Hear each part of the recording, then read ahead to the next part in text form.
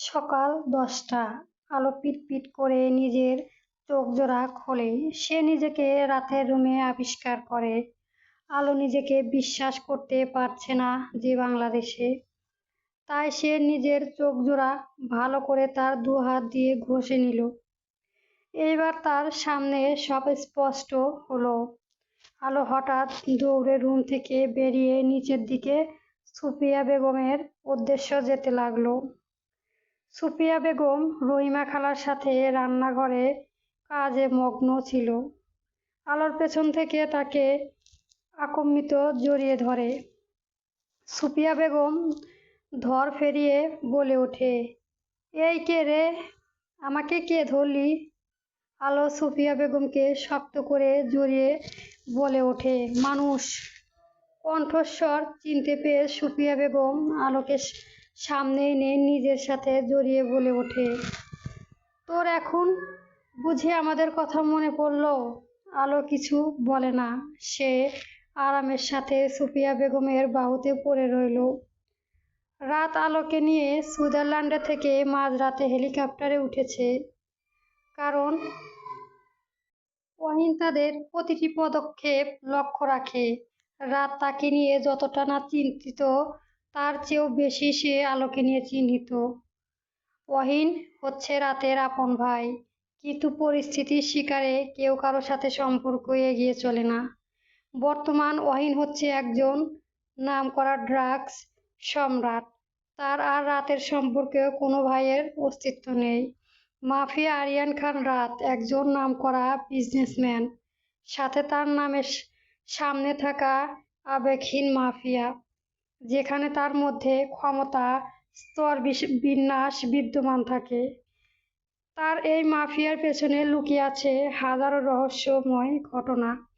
দেশ বিদেশে রয়েছে মাফিয়া আরিয়ান খান রাত হাজারো অবৈধ কাজ। সে যেমন বিজনেসম্যান হিসেবে খ্যাতনাম করা ঠিক, এইভাবে তিনি একজন মাফিয়ার নাম খ্যাতনাম। মাফিয়া আরিয়ান খান রাত অত্যন্ত নিখুঁত একজন মানুষ। রাত তার শিকার কিভাবে নিজের করতে হয় তাতে সে পারদর্শী। হয়তোবা সেই জন্যই তার পাশে পাপের সাম্রাজ্য, কোনো আইনের আশ্রয় নেই। রাতের রয়েছে গ্যাং মাফিয়া, রাতের কোনো কিছু কম নেই। দেশে বিদেশে রয়েছে তার হাজারো পাপের সমন্বয়ে গড়ে ওঠা সাম্রাজ্য। মেয়ে পাচার থেকে শুরু করে ড্রাগস, বাচ্চা কিডন্যাপ, বড় বড় অবৈধ সকল নিকৃষ্টতম কাজে তার নাম জড়িত। মাফিয়া রাত হচ্ছে উড়ন্ত একখানা পাখি, যাকে ধরার সাধ্য কারো নেই। সে নিজের কাছে ক্ষেত্রেও খুব দক্ষশীল। মাফিয়া রাত আবেগহীন, অনুভূতিহীন, আত্মসংযমের কোনো সূক্ষ্ম ছাড়া খুঁজে পাওয়া যায় না। সে মাফিয়া হওয়ার পাশাপাশি একজন সাইকো কিলারের পদবীটি নিজের সাথে যুক্ত করেছে। মানুষ খুন করা তার দৈনিক কাজের প্রতিটিতে পড়ে।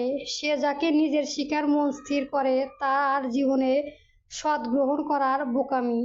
তার মাফিয়া হওয়ার পরিচয় এবং তার সকল কালো কাজকর্ম তার বা হাত আসিফ বা মাফিয়া রাতের গ্যাংকে আন্ডারবস আসিফ তালুকদার। মাফিয়া রাতের অনুপস্থিতিতে তার সকল কাজ আন্ডারবস আসিফ তালুকদার দেখে। সুফিয়া বেগম রাতে এসব কালো কাজের বিষয়ে কোনো বিন্দুমাত্র খোঁজ নেই। তিনি রাতকে প্রায় মাঝরাতে কোথাও যেতে দেখে। পরবর্তী তিনি তা বললে ব্যাপারটা রাত এড়িয়ে চলে। তিনি এই ব্যাপারটা নিয়ে আসিফকে বললে আসিফ বলে ঘুরে পেঁচিয়ে বলে দিতে, তাই সুফিয়া বেগম বিশ্বাস করতেন। সুফিয়া বেগমও এই নিয়ে বেশি জোরাজুরি করেনি।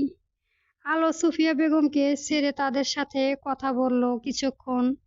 আলো সুফিয়া বেগমকে সুইজারল্যান্ডের ঘটনা, যাওয়ার সেই হেলিকপ্টারের ঘটনা খানা বলে।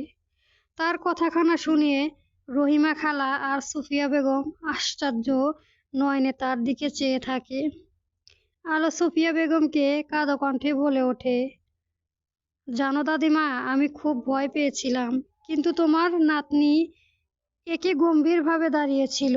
ও মা, তাই নাকি নাতবো? সুফিয়া বেগম কথাখানা বলে ওঠে, তাদের মাঝে আরও কিছু সময় এসব নিয়ে কথা বলে। আলো এবার মনে পড়ল তার জামাই বলতে কেউ আছে। সে সুফিয়া বেগমকে বলে উঠল, দাদিমা উনি কে রে নাতবো?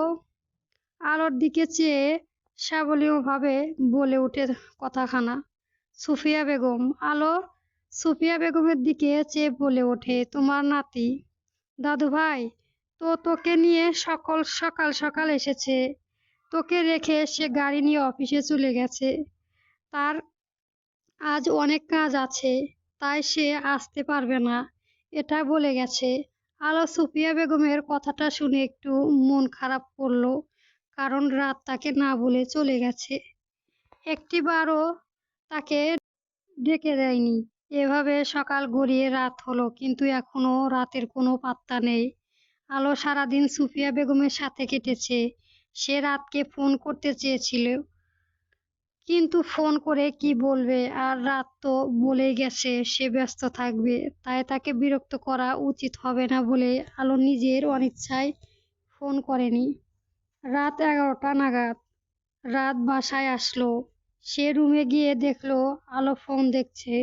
রাতকে রুমে আসতে দেখে আলো ধর ফেরিয়ে উঠে বিছানায় বসলো। রাত আয়নার সামনে ট্রাই খুলতে খুলতে আলোর উদ্দেশ্য গম্ভীরভাবে বলে উঠল, সারাদিন কি একটা ফোনও করা যেত না? রাতের কথাখানাতে আলো একটু অবাক হলো। সে রাতের দিকে চেয়ে মিনমিন করে বলে ওঠে, আসলে আমি ফোন করতে চেয়েছিলাম, কিন্তু ফোন করে কি কথা বলবো সেটা ভেবে করিনি। আলোর কথাখানা শুনে রাতের রাগখানা যেন সমাপ্ত আকাশে উঠল। সে আলোর দিকে চেয়ে আলোর উপর গরম চোখে তাকালো। রাত শার্টের বোতাম খুলতে খুলতে ওয়াশরুমে যেতে যেতে রাগী কণ্ঠে বলে উঠল, শাওয়ার একটা জীবন হয়েছে আমার, বউ কি বলবে সেটা ভেবেই ফোন করে নাই। পরবর্তী গল্প পেতে চ্যানেলটা সাবস্ক্রাইব করবেন। ধন্যবাদ। গল্প অবজেকশন ফর ইউ।